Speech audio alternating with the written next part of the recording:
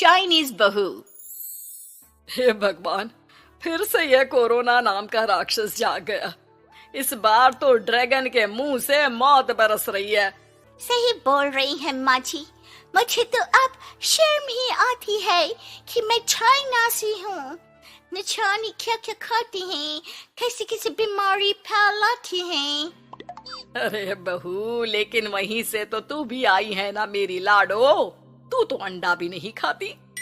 माँ जी, अच्छा खासा सब ठीक हो गया था, लेकिन पता नहीं कैसे ये फिर निकल कर आ गया। काश चाइना वालों को थोड़ी सी और अकल होती तो आज हम लोगों से अपने यूं जुदा ना हो रहे होते।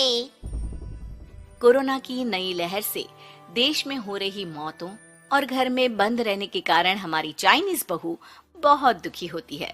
उसे लगता है कि भारत में जो कुछ भी हो रहा है वो उसी के कारण हो रहा है। अब हमारी चाइनीज बहू परेशान सी रहने लगी। अरे क्या बात है मेरी चाइनीज गुड़िया, आज तू एक्सरसाइज नहीं करेगी? अरे ना तो तूने जूस पिया है। क्या हो गया लाडो? कुछ नहीं मम्मी जी, बस अच्छा नहीं लग रहा। लोग मर रहे हैं और मैं जूस पीऊं। माँ जी, चाइना से आई ये महामारी और मैं भी तो चाइना से ही आई ना। अरे अरे बेटा, ऐसा ना सोच। सास पूरी कोशिश करती कि वो चाइनीज बहू को समझाए कि इस बीमारी के लिए वो खुद को दोषी ना समझे, लेकिन माँ जी, मैं आज खाना नहीं खाऊंगी। अब सबका खाना बना दिया है। मैं कमरे में जा रही हूँ, प्लीज डिस्टर्ब मत करना। सास ने अपनी हंसती खेलती बहू का ये रूप तो कभी देखा नहीं था, लेकिन करती भी तो क्या। अगले दिन सुबह सुबह, अरे ये पूरे घर से स्वादिष्ट खाने की महक आ रही है। ये कौन है जो चाय बनने के वक्त लंच बनाकर तैयार कर रहा है? वो किचन में आती है जहाँ चाइनीज बहू ने शुद्ध वैष्णव खाना तैयार कर रखा था। अरे बहू, सोई नहीं क्या जो इस वक्त इतने प्रकार का खाना बना लिया? हाँ हाँ माँ जी, क्या करे, जब दिल में बोझ हो तो नींद नहीं आती। तभी तो मैंने सोचा मैं गरीब और जरूरतमंद लोगों को खाना पहुंचा दूंगी। वो ढेर सारा खाना रोज बनाती और गरीब और बेसहारा लोगों में बांटती। क्या कर रही है बहू? कितने दिनों से देख रही हूँ तू अच्छे से सोती भी नहीं है। क्यों कर रही है लाडो? क्या करूं माँ जी, मेरे देश के लोग जीवन की लड़ाई लड़ रहे हैं और मैं सो जाऊं, मुझसे नहीं होता।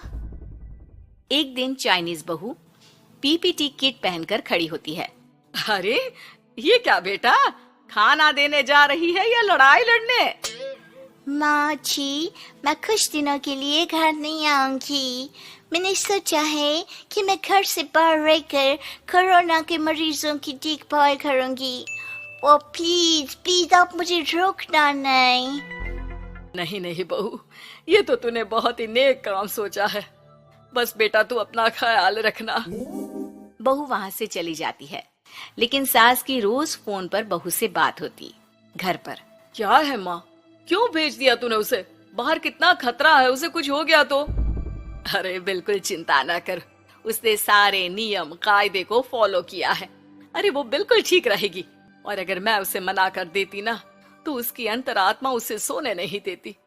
तू तो सारा दिन घर से ऑफिस का काम करता, लेकिन मैंने देखा है उसे कितना परेशान रहती थी कुछ दिनों से। हाँ वो भी है।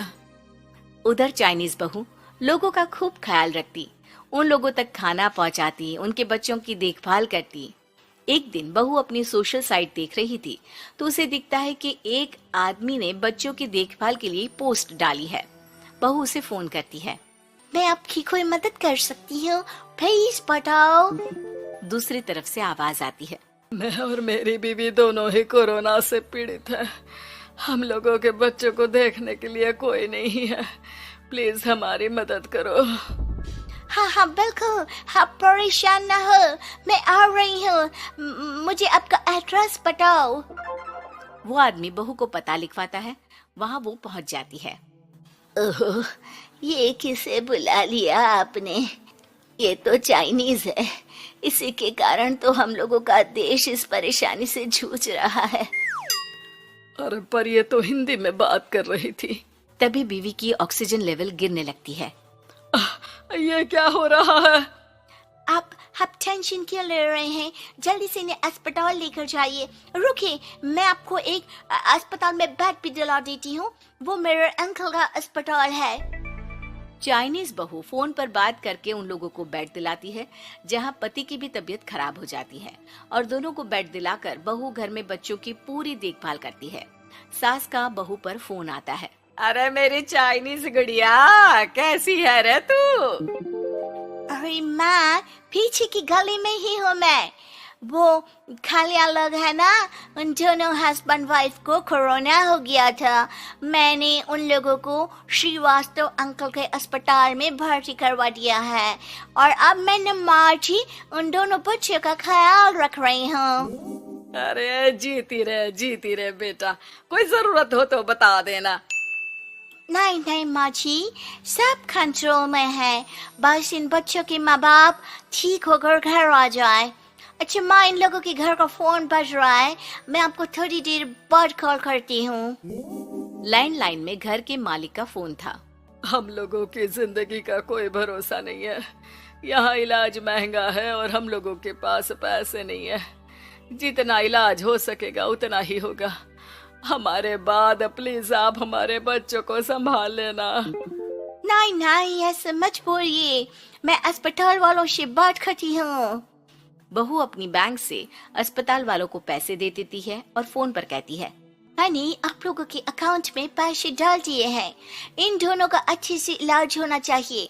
पैसे की जरूरत होगी तो मैं और डाल दूंगी। सारा दिन बहू कोरोना पेशेंट के बच्चों को देखती, रात में ढेर सारा खाना पैक करके जरूरतमंदों में बांटती। सोशल साइट्स के जरिए भी वो लोगों से जुड़कर उनकी मदद करती। फिर एक दिन घर का मालिक और उसकी बीवी ठीक होकर घर आ जाते हैं। आपका बहुत बहुत शुक्रिया, मैं आपकी पाई लौटा दूंगा।